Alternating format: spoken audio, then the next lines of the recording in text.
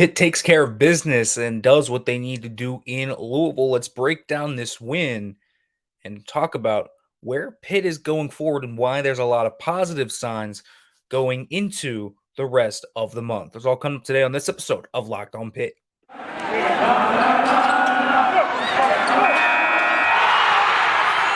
You are Locked On Pitt, your daily podcast on the Pittsburgh Panthers, part of the Locked On Podcast Network, your team every day.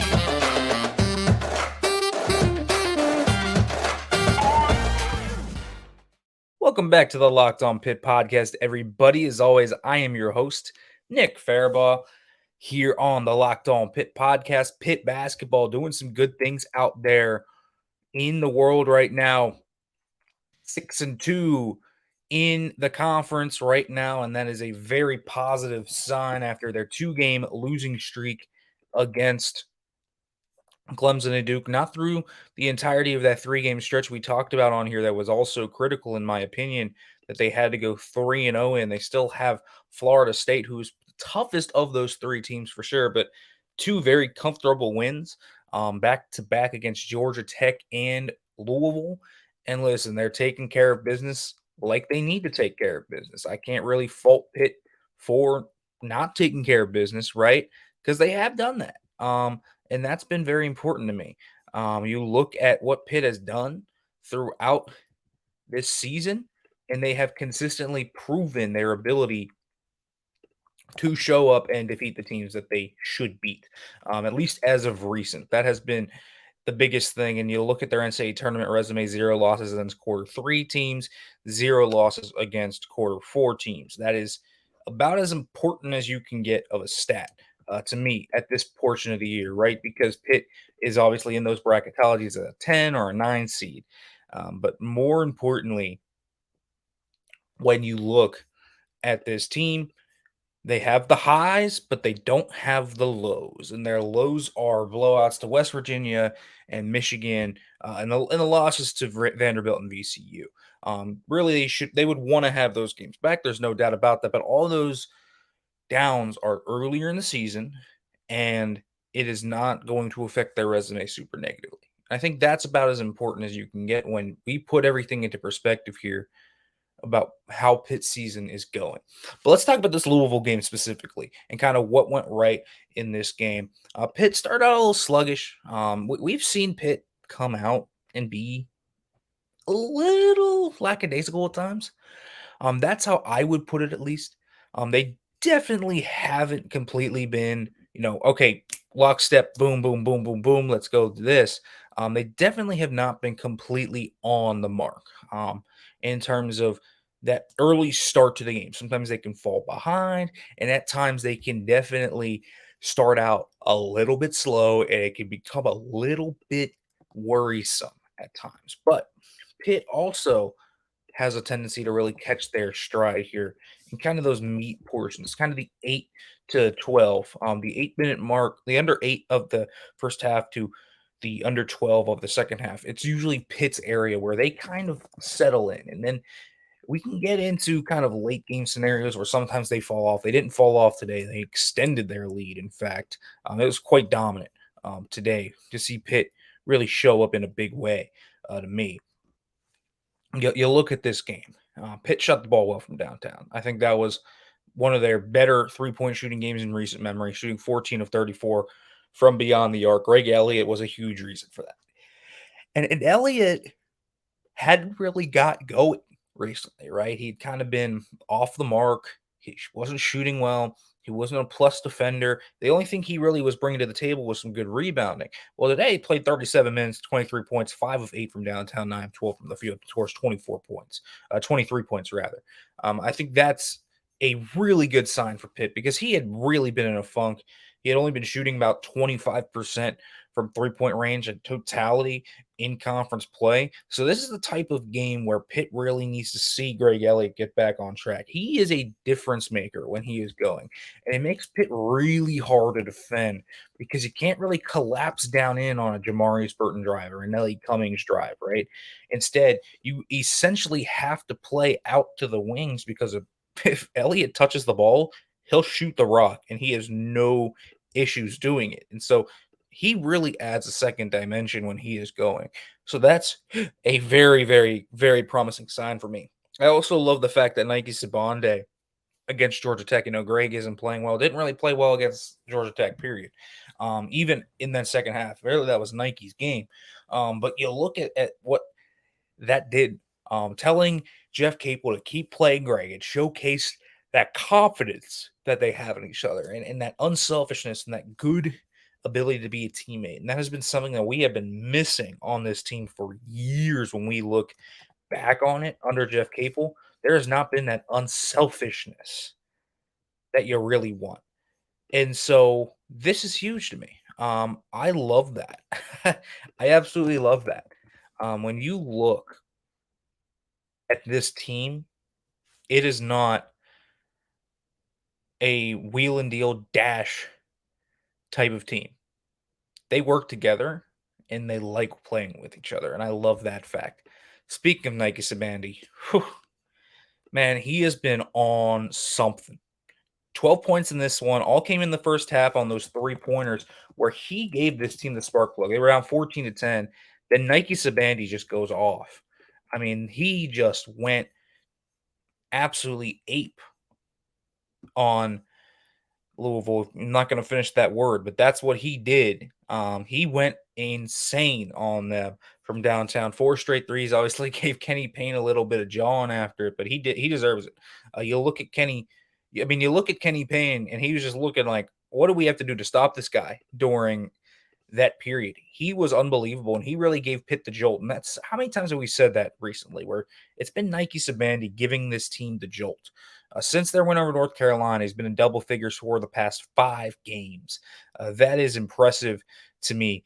Scored 21 against Georgia Tech. He was off. Everyone else was off, but Nike Sibande was on that day. He was on again today with 12 really good points. Greg Elliott and him did a really nice deal here on Louisville, and he's really just been so good. It's so great to see Nike Sibande. You saw kind of how he struggled at the beginning of the year.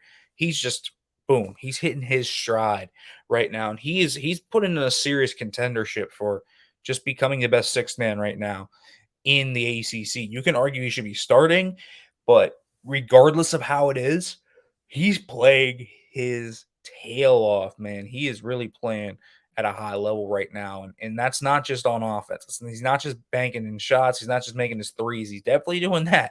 But he's playing great defense too. He's been playing great on-ball defense. And that has been so, so, so great. He plays under control. He plays composed. He's been a huge veteran presence for this team. But I also want to talk about some other guys off the bench, folks. But first, let me let you know about BetOnline, because, folks, BetOnline.net is your number one source for your sports betting information, stats, news, and analysis. Get the latest odds and trends for every professional and amateur league out there, from pro football to college basketball to so much more, folks. They've got it all at betonline.net. And if you love the sports podcast world, you can even find those at BetOnline as well. Folks, they're always the fastest and easiest way to get your betting information. So head to the website today. Use your mobile device to learn more. BetOnline, where the game starts. All right, everybody. Welcome back to the Locked On Pitt podcast. We're talking about Pitt's 75-54 win over Louisville, 21 points. First time they've ever won at the KFC Yum Center. That is a crazy stat that I just threw out there at you, but they were 0-10 before this. Last time they won against Louisville on the road, 2006. That was a long time ago, 17 years ago. Last time Pitt went on the road and defeated Louisville in Louisville. It has been a long time. Even those top teams with DeJuan Blair, Sam Young, they were ranked number 1. They lost that game in Louisville. So this traditionally has been just the dead water zone for Pitt, but not today. And this Louisville team truly is bad. So it's not that surprising that Pitt went in there and won this game, but it has such a mojo to it to where you had to be a little scared about what could potentially happen, because this has just been absolutely brutal in terms of the season Louisville has had. But this has been a brutal, brutal place for Pitt to visit in the past. So they overcame those demons. They've overcome a lot of demons in terms of defeating teams in the past, right? Virginia was exercising demons. Beating Georgia Tech was an exercising of demons. They didn't get to exercise the Clemson or the Cameron Indoor ones, but man, they were closer than they were in most years to doing that too. So this team continues to kind of overcome and display their fortitude, which I think is really impressive when you look at it. But let's talk about that bench, man. I can't say enough about the bench. 21st half bench points for Pitt. Blake Hinson got into foul trouble. Nelly Cummings wasn't really feeling it. Hinson also was 0 of his first 8. Burton didn't even score that much. And so, yeah, you had Nike Sibande come off the bench. He was the spark plug. We also had Nate Santos with 17 minutes, Guillermo Diaz-Graham with 19 minutes, and those guys had 13 and 11 respectively in the first half. About as big as you can get in terms of quality minutes. Really, these guys were really good today. You look at Nate Santos, he gave Pitt the all-around game that you needed. The 2 rebounds, 2 assists, 2 of 3 from the field, drained a 3 and got 5 points. He just showcased a lot of good things in this game. Nate Santos is developing himself into a real quality guy off the bench. When we talked about this a few weeks ago, we were saying, oh, they beat Virginia. But what's the worry? Well, they could wear down because Jamarius Burton's going to play 40 minutes, and these guys are going to play 35 to 40 minutes every game. Well, if Guillermo Diaz-Graham is a quality 5 off the bench, and Nate Santos can be that extra wing guard that they need, they now have 5 pieces in the backcourt rotation, and they have 4 in the front court rotation.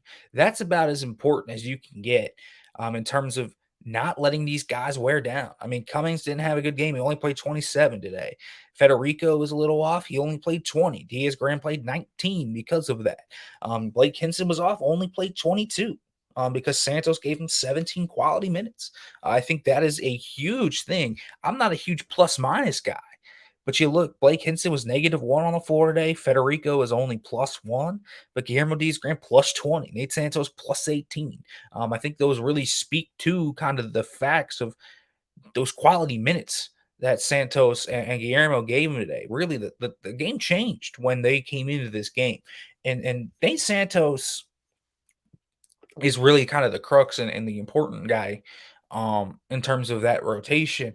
I look at Guillermo Diaz-Graham, he's a freshman, he's still learning it, but Nate Santos is a sophomore, and we were kind of waiting for it to hit, and then it just never did. We saw flashes of it maybe early in this year. We saw it last year against Towson, where he was feeling it. He was shooting the ball well. He was playing well, but he didn't play there for a long stretch. And now, in the past few games, slowly and steadily, it's not been a huge thing to watch, but slowly and steadily, Nate Santos is coming into the rotation.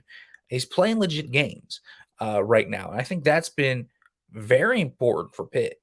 When you look at Nate Santos in the past few games, it really started against Clemson, played 11 minutes against Clemson, played 9 against Duke, played 11 against GT, played 17 against Louisville. That has been important. His ability to step up and kind of find a rhythm, find a stroke from outside. That's something that still is coming along, but he nailed a 3 today. That's going to be an important thing to look at. If he can start to shoot the ball, his contributions go from good defense and rebounding and unselfish team basketball to also valuable scorer off the bench. Because if he be a 3-and-D guy, well, Pitt is everything they need at that point. That could be about as important a development, in my opinion, as you can get in this team right now. Santos showcased some things today I did not know he had. When he dribbled off the elbow and made that crossover and then the back spin with the left, didn't know he had it in his game, but he's got a legit dribble drive game where he can make things happen and get to the rack. He's got that ability when he's shooting the ball and teams have to worry about closing out on him. Like, that is a legitimate thing he has. And his game has really slowed down. I think that's been something. He's not making reckless moves on defense where he's over-rotating and leaving guys open or leaving his man. He's not making errant passes. He's not making bad plays offensively that are out of control. He's playing a controlled game of basketball, and I think that's been important with the rise of Nate Santos. I think very similarly, Guillermo Diaz-Graham has done that. He is still definitely too skinny right now to kind of work truly as a post guy, but he fights hard. He's a good rebounder. He's honestly right now proving to be almost a better rebounder than Federico is, which is very interesting to see kind of develop. But you look at him, man, and this is a guy that continues to show up when he's called upon. He's got that stretch five ability. He has that, but he's a guy that gives you tough quality minutes. And today he was really good. So that was important for Pitt. If he can, he's not even a great five, right? He's just kind of a marginal, decent five. He can give you quality minutes. I think to me, that's all Pitt really could ask of Guillermo Diaz-Graham. And maybe Jorge fits in there a little bit. I don't know if he's been banged up. He finally played for the first time in 3 games in this one. But I'm kind of interested to see what he can do too, if he can get in that rotation. And again, that's why I said it's 4 deep. I anticipate Jorge will get into this rotation a little bit as well as kind of the season lags on. But let's talk about where this team stands right now and kind of where you can take it from here. But first, folks, want to let you know about Built Bar, because folks, if you're looking for a delicious treat but don't want all the fat and calories, well, I got the thing for you. You gotta try a Built Bar. It's January. You probably set your New Year's resolutions just a few weeks ago, so you're probably working on them right now. Built Bar can work, folks. You got to try Built, because with Built, healthy is actually tasty. That is a rare combination that you all try to find when you try to get healthy at the very least. And what makes Built Bar so good? Well, for starters, they are all covered in 100% real chocolate. That's right, folks. That is real chocolate. And there's flavors like churro, peanut butter, brownie, and coconut almond. It just tastes good. Make sure to check it out. It's only 130 calories. And folks, there's only 4 grams of sugar with 17 grams of protein. And you don't even have to order it from online anymore, because if you have a Walmart or Sam's Club around you, Built is in there now. You can pick up a 4-bar box of cookies and cream, double chocolate, coconut puffs, and more wherever you want. So, folks, make sure to check out Built Bar at built.com. All right, folks, welcome back here to the Locked On Pitt podcast. When you talk about this Pitt team coming in to this game, it was a weird kind of role, right? Must-win game, trying to exorcise demons. It's a weird story for this Pitt team right now, but they're 6-2 in conference, and I want to shout out one person who I think is all these guys at different points are obviously responsible for this. But more importantly than anybody, it's Jamarius Burton. He didn't have the gaudy point numbers. He didn't have the 31 he had against North Carolina. He didn't have any of that in this one. But only 10 points? But look at the rest of the stat line. 11 assists, 3 steals, a block, 2 rebounds. I mean, this guy was unbelievable today. Jamarius Burton is such a steady, consistent guy. When he's off, he makes impacts in other different ways. And what won't come on the floor right now is when you look at Jamarius Burton's game, was his on-ball defense. He was huge. Absolutely huge in defense as well. He's one of the best defenders in the ACC too. And he's a big reason why Pitt's able to run in transition, right? 25 points off turnovers. They got a lot of that in transition. They were able to kind of run. And I think that's really where they're at their best. So I look at that as a really positive sign. And I just have to shout out Jamarius Burton, because right now this guy's an all ACC selection. I mean, really, he is. You're going to get 5 of them. I'd put him on my 5 right now. If I were voting, that guy would be on my 5 for all ACC. And he is really that dude. So I don't know kind of where go from here, but I know if they're going to have more success, Jamarius Burton's going to have a big impact on that.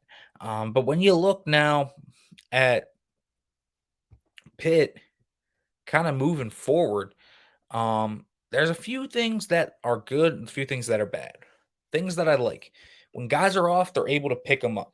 When Hinson and Cummings were off today, it was Elliott, Sibande, Santos, Guillermo coming up, and then you knew Burton and Federico were going to give you quality minutes. Federico and Burton are kind of the steady guys. You don't really have to worry about them. The rest of the team, streaky, up and down, right? So I like their ability to pick it up. I like the ability for this team to be multi-dimensional. It's not just Jamarius Burton scoring one night, and then that's just kind of who it is. It can be Burton one night, it can be Sibande the next, it can be Cummings the next, it can be Hinson the next, and then all around that, well, then Federico might have a good game. It's kind of a vicious cycle for teams facing them because any of the four guards can go off. They're vet senior guards that don't get phased by anything. Federico is good enough to where he can make an impact on the offensive glass and crash it and really become an issue. And certainly Blake Hinson, when he is going, is kind of the wild card and everything. So you have to worry about all of those guys. And then Santos and Guillermo Diaz-Graham give you quality minutes. And then if Jorge gets back, well, you have a 6'11" wing that adds to a full rotation of guys where they can play with size, length, and different variables. That's an important distinction for me when I'm looking at this game and looking at this team. I'm still worried about their rebounding. 11 O boards for Louisville in this game. They had 7 first half offensive rebounds and 8 second chance points in the first half. I'm still worried about that. This is the 4th straight game where that's become a big issue for Pitt. I think that is very much a worrying sign. But when you look at this Pitt team, where's the actual type of improvement going to come from? It's kind of hard to see the improvement, right? Their size isn't great. They're not big. Federico, Guillermo, and Jorge are all good bigs, and they've proven to be quality as a front court. But they're not physically imposing. And Federico is really good on the offensive glass. It's not that he's a bad rebounder. It's just on the defensive end, I think he's been putting more focus on contesting shots. And so he's blocking more shots. That's been one thing that's been good. He's contesting more shots. He's playing really good vertical defense, right? He's not getting called for a ton of dumb fouls underneath the basket. But he also is 100% not a great defensive rebounder right now. Guillermo Diaz-Graham has been that, but he's not completely there. So you're kind of left with Greg Elliott, Nike Sibande, Nelly Cummings kind of making up for it. And Cummings has been able to make some really good rebounding numbers in the Hayway thus far. But you look at Sibande, I mean, they are much better when he's on the court. When Nike Sibande's on the court in the last 5 games, Pitt has a plus 10 rebound margin. I think that is something to look at. Sibande's really kind of transformed their rebounding profile, but it's an issue. And I'm worried for this Florida State game. We'll discuss that further, but Florida State has a unique size advantage over Pitt. And I'm worried about the offensive rebounds becoming a serious issue for the Panthers in that one.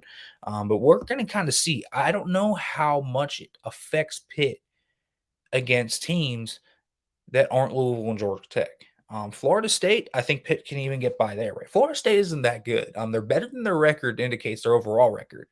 But Pitt's definitely a better team. But what about Wake Forest?